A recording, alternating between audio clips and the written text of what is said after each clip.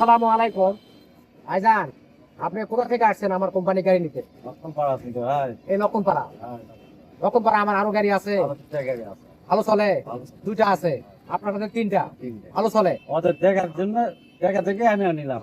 ওদের দেখা দেখে আপনিও নিলেন, ইনশাল্লাহ আপনারটাও ভালো চলবে। দোয়া করি ভাই, ইনশাল্লাহ। তাহলে নিয়ে যান ভাই। হ্যাঁ, এই যে আমাদের কোম্পানির গাড়ি, cyclone double fan, double lane.